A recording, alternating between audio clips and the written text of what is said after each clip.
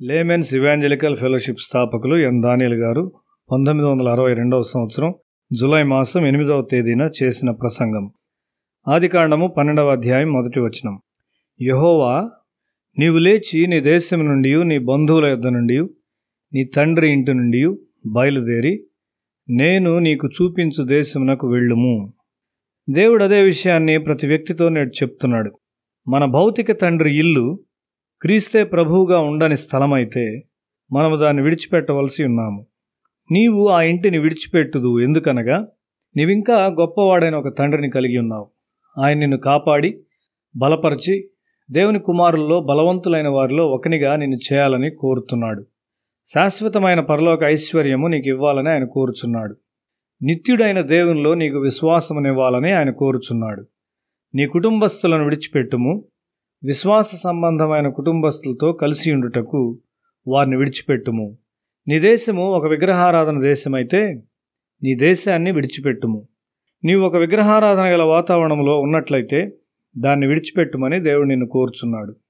నీవు చీకటితో నుండిన బంధువుల మధ్య ఉన్నట్లయితే అది నీ ఆత్మీయ జీవితమునకు దోహదము చేయదు. కాబట్టి దానిని విడిచిపెట్టుము. ఇది ఒక స్పష్టమైన నడిపింపు. నేడు కూడా కొంతమంది క్రైస్తవ తల్లిదండ్రులు హృదయాల్లో కఠినముగా ఉంటారు. వారింకా అన్య సంబంధమైన పురాతన ఆచారములను అనుసరిస్తూనే ఉన్నారు. ఆ ఇంటిలో నీవు ఏ విధమైన పురోగమనాన్ని చూడలేవు. దేవుడు నీకు ఒక స్పష్టమైన సలహా ఇచ్చినప్పుడు నీ విధేయుడవు కావాలి.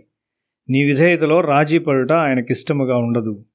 దేవునిలో నీ జీవితమును ఆటంకపరచు ప్రతిదాని నుండి నిన్ను నీవు తప్పక విడుదల చేసుకోవాలి. అది నీ రక్త సంబంధులను ద్వేషించమని అర్థము కాదు. నీ రక్త సంబంధులు కలరా రోగము సోకిన వారైతే నీవు వెళ్ళి వారితో ఉండి వారితో భుజించవు. అన్య ప్రజలతో స్వేచ్ఛగా మాట్లాడే అలవాట్లో నీవు ఉన్నట్లయితే నీవు ప్రమాదకరమైన ఆలోచనలోనికి తీసుకొని పోబడతావు. నీ బంధువులు మసూచి సోకిన వారైతే నీవు వారి ఇంటికి వెళ్లకుండా ఉంటావు.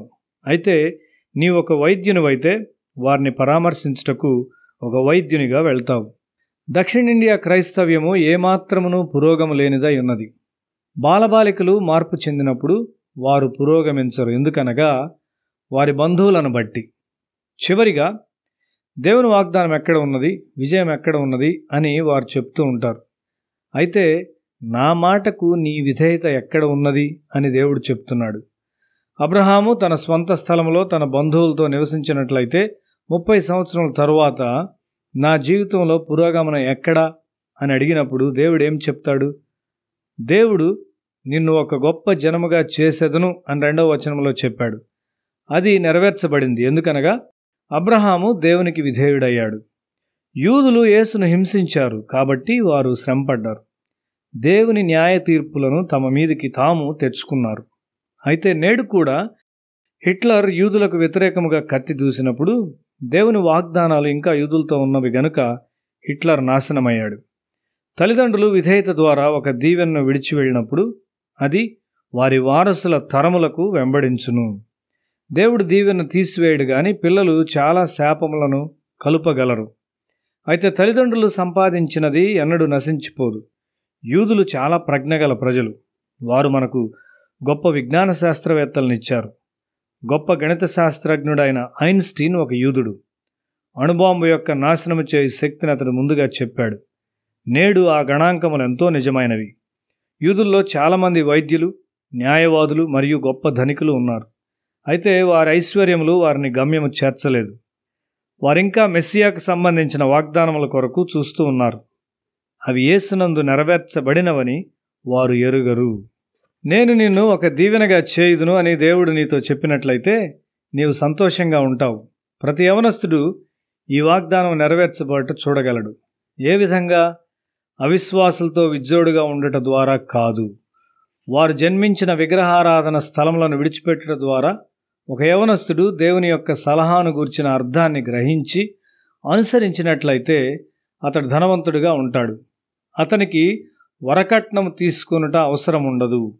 అతని ఐశ్వర్యము దేవునితో ఉన్నది. అతని యొక్క ప్రతి బిడ్డ ఒక దీవెనగా ఉండును. అది ఎంత ఐశ్వర్యముతో నింపబడినదై ఉండును. నీ ధనమును నీవు ఎరిగి ఉన్నావా? నీవు ఒక దీవించబడిన వ్యక్తివా, లేక రంధ్రములున్న ఒక పాత్రగా ఉన్నావా? నీవు శుద్ధీకరించబడినావా? దేవుని వాక్యముతో నీ హృదయాన్ని నింపుకొనుచున్నావా? దేవుని వాక్యముతో నీవు నింపబడుచు ఉండగా ఒక బలమైన శక్తిగా ఉంటావు. జీవము గల దేవుని యందలి విశ్వాసము నీలో ఎదుగుచూ ఉంటుంది.